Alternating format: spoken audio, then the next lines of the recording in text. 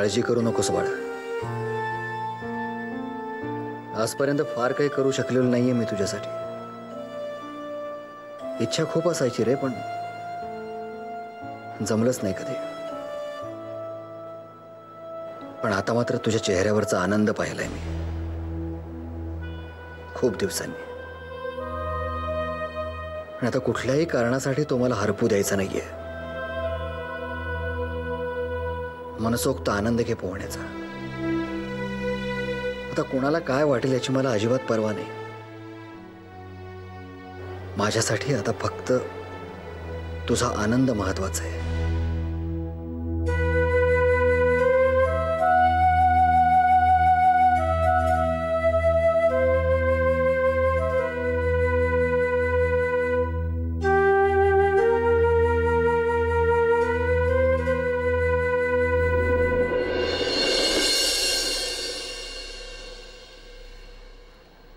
काहीच कळत नाहीये ग. दादाला कुणी पकडलंय का तो गेलाय काही कळायला मार्ग नाही.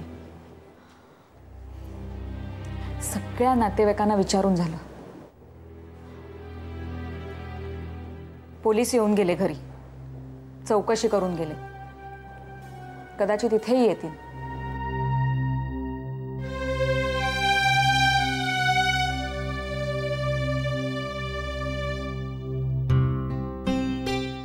पूनम काकू, तू आणि आदी दादा मध्यंतरी एकत्र जायचात ना? कुठे? कुणा क्लायंटकडे? हो. म्हणजे दादाच सांगत होता. तसं तो बरंच काही सांगत होता, पण माझंच नेमकं लक्ष नव्हतं तेव्हा, त्यामुळे मला ना काही आठवत नाहीये नीट. एवढंच आठवतंय की पूनम काकू होती, त्यामुळे मीटिंग्स चांगल्या झाल्या. कोणाबरोबर होत्या?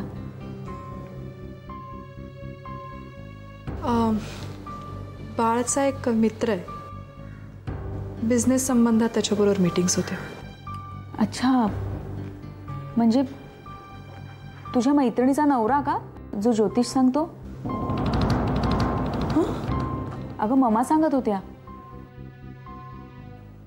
सुलेखाची पत्रिका दाखवायला गेला होतात ना? हां, हो. छान झाली मीटिंग ती. सुखरूप आहे सुलेखा. मग काय म्हणाली? घरी नाही येणार म्हणाली. सुलेखा? नाही, माझी मैत्रीण. खूप जुनी मैत्रीण आहे ग माझी. सारखे मी तिला म्हणत होते घरी चल घरी चल. नाहीच येणार म्हणाली. तुझी मैत्रीण का? मला वाटलं सुलेखा. आधीचं काही कळलं का ग? सांगितलं ना, काहीच कळत नाही. नातेवाईकांना फोन करून झाले, सगळ्या मित्रांना क्लायंट्सना फोन करून झाले, काहीच कळत नाही. पूनम काकू, मध्यंतरी कुसुमात्याला कोणा एका बाबांनी सांगितलं होतं की सुलेखाशी तुमच्या घरातल्या जवळच्या व्यक्तीचा कॉन्टॅक्ट आहे. दादाचं माहीत नाही, पण मग असा काही कॉन्टॅक्ट झालाच तर तुझा होऊ शकतो. म्हणजे चांगलंच आहे ना तुझ्यासाठी असं काही झालं तर, नाही का? हो ना, मीही तुझ्यासारखीच आशेवर जगतीये ग.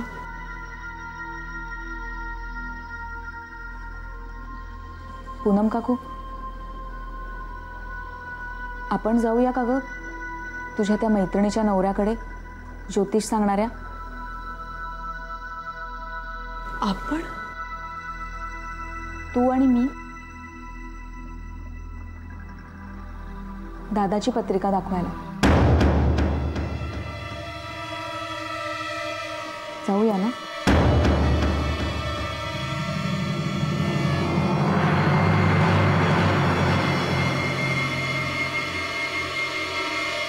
कोकणात? हो ना, मला तेच काही कळलं नाही रे. म्हणजे काय गाडीचाच नुसता पत्ता लागला म्हणाले, पुढे काहीच सांगितलं नाहीये त्यांनी. पण भाई, आदिनाथांचे सगळे क्लायंट्स मुंबई आणि पुणे या भागातच आहेत. ते कोकणात कशाला जातील? एखादा क्लायंट कोकणामधला असू शकेल, त्याचा फोन आला असेल म्हणून गेला असेल तो. अरे मग त्यांनी घरी फोन करून का नाही सांगितलं? आणि तो आता कोकणात त्याला काही कुणी केलं, काय झालं? अगं कोकणात कोण कशाला करेल त्याला काही? रमाकांत खोत, तो माझ्या आणि आदिनाथांविषयी मनात धूक धरून आहेच. अरे देवा, अरे चंदू, अरे मी म्हणते तसं काही असेल तर ते खोताने आधीला तर काही केलं. मी माईंच्याकडे चौकशी करतो. मी माईला फोन करत होते पण फोन लागला नाही. आता जाऊ दे ना फोन बिन, तू जा ना, तू जा कोकणात आणि जरा चौकशी कर माईंकडे. त्याचं काही फोन कशाला एवढ्या टोकाचा विचार करते? असं काही होणार नाही आई. अरे पण तुला जाऊन यायला काय होतं? जा ना एकदा प्रत्यक्ष. मला आधीची खुशाली कळेपर्यंत माझ्या जीवात जीव नाही, मला काही सुचत नाहीये. मी जाऊन येतो, मी त्या खोताची चौकशी करतो आणि माईंच्याकडेही चौकशी करतो. तू शांत हो बघू आधी. चंदू, तू नको काळजी करूस.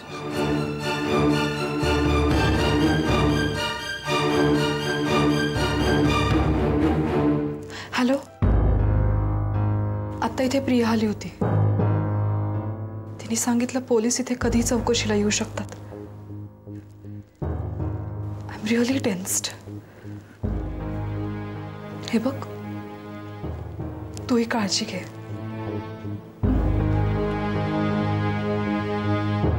ठेवते.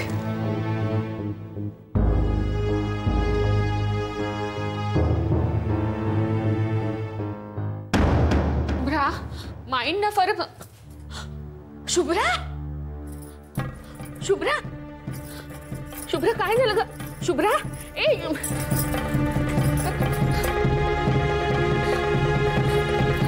शुभ्रा, ए बाळा, शुभ्रा, शुभ्रा, शुभ्रा, बरीच ना ग? शुभ्रा, हळू हळू हळू. काय झालं ग? आई, मला बहुतेक चक्कर आली. आता काय होतंय का तुला? हो, खूप डोकं दुखतंय. हे बघ, तू जरा हळूहळू उठ आणि इथे कॉटवर पडतेस का? मी तुझ्यासाठी साखर पाणी घेऊन येते. हां, सावकाश. चल ये.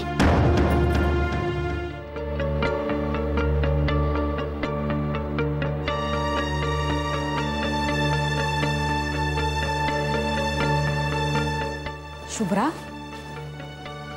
शुभ्रा, शुभ्रा. प्रिया, प्रिया, बरं झालं तू आलीस. मला खूप भीती वाटते. शुभ्रा काय झाले? मला आई सांगत होती की मला नवीन भास व्हायला सुरुवात झाली. कसले भास शुभ्रा? काय दिसतंय तुला? अगं दिसत काहीच नाहीये, फक्त आवाज ऐकू येतात. म्हणजे? अगं म्हणजे डोळ्यासमोर काळोख येतो. आपण काही क्षण आंधळे झालोय असं वाटतं.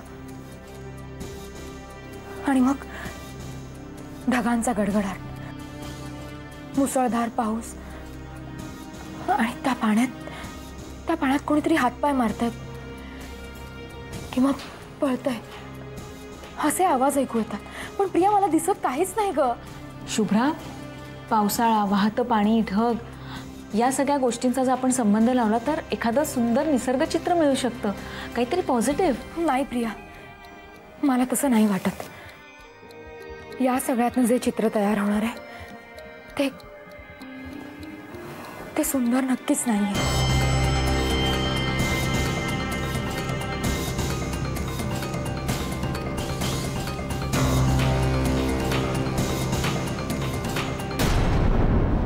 मला सांगा, आदिनाथ शास्त्रींची तुमची शेवटची भेट कधी झाली होती?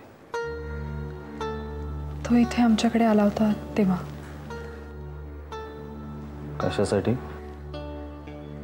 चौकशीसाठी. कोणाच्या? In general. म्हणजे सुलेखाबद्दल काही समजलंय का वगैरे. मग काय सांगणार? काहीच माहिती नाहीये ना. ती कुठे गेली आहे, कशासाठी, काहीच अंदाज नाहीये.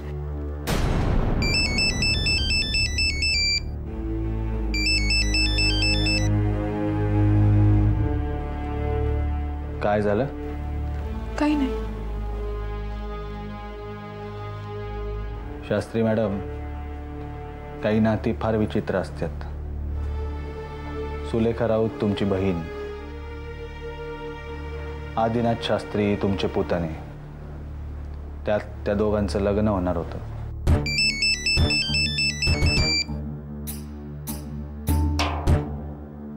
सॉरी. नाही, काय महत्वाचा फोन असला तर घेतला तरी चालेल. नाही, अननोन नंबर आहे. It's okay.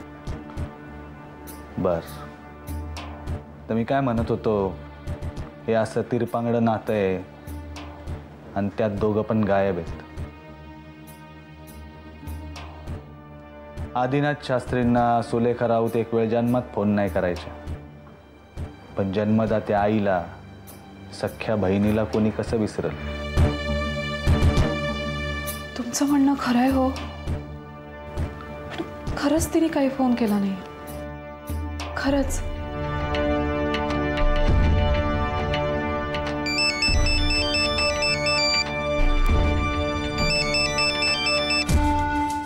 सॉरी.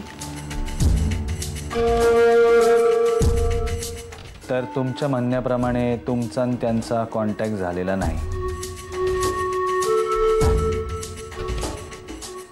आश्चर्य वाटतं. तुमच्या दोघींचं काही नाही. नाही, आतापर्यंत तिच्या विरोधात कोणी गेलं असलं तरी मी तिच्या बाजूने उभी राहिली. तिच्या बाजूने मी अजूनही आहे. तिनेच काही कॉन्टॅक्ट केला नाहीये हो.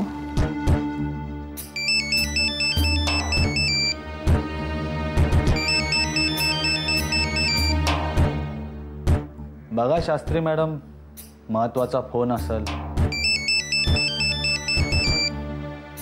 कदाचित सुलेखा राऊतच कॉन्टॅक्ट करत असतील तुम्हाला.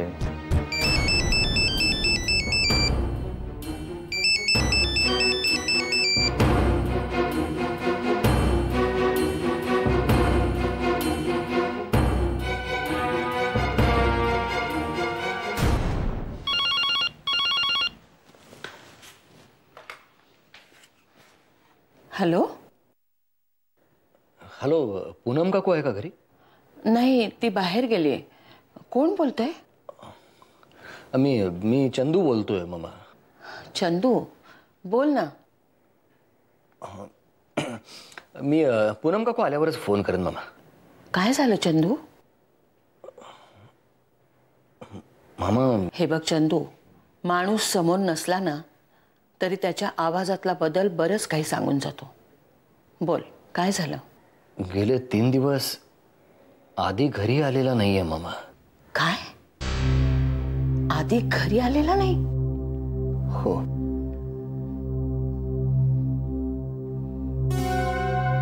तिची चाल यशस्वी झाली बहुतेक.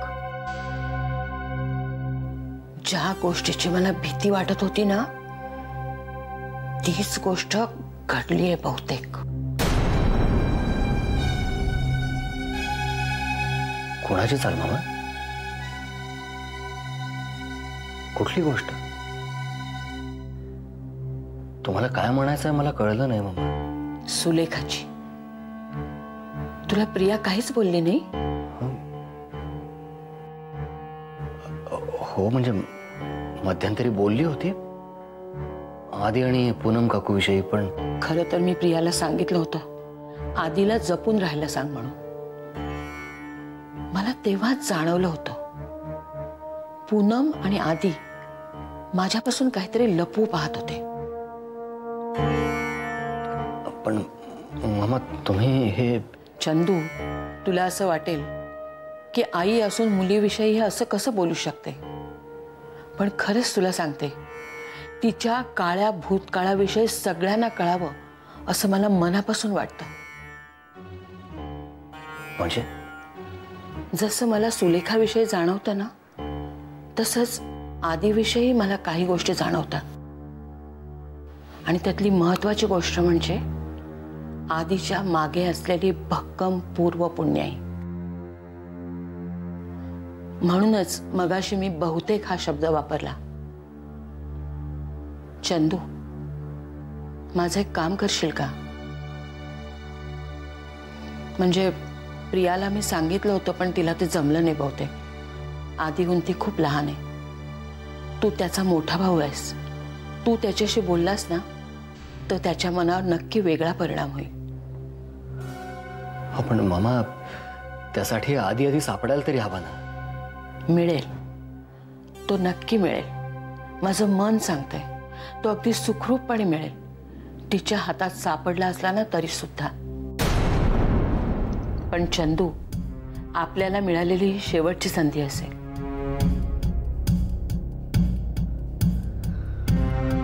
मामा, हे बघा, आपण हे असं फोनवर बोलणं खूप रिस्की आहे. मी तुम्हाला प्रत्यक्ष भेटायला येतो. सुलेखाविषयी जेवढी जास्त माहिती मिळेल ना तेवढी मलाही हवीच आहे. येतो मी. ठीक आहे, ये.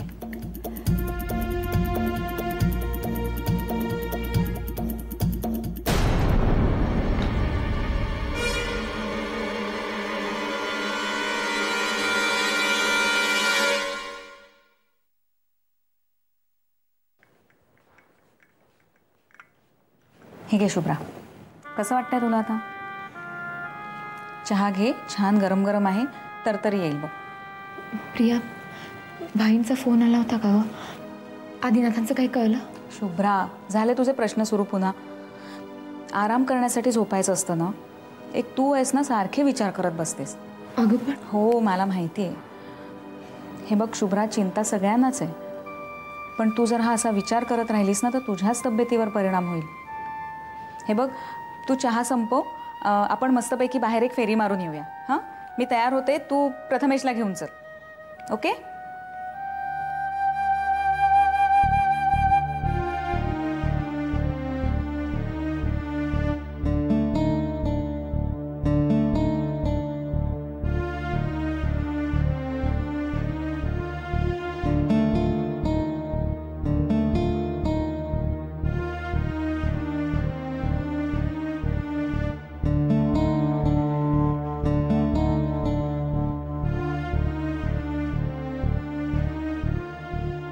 प्रथमेश,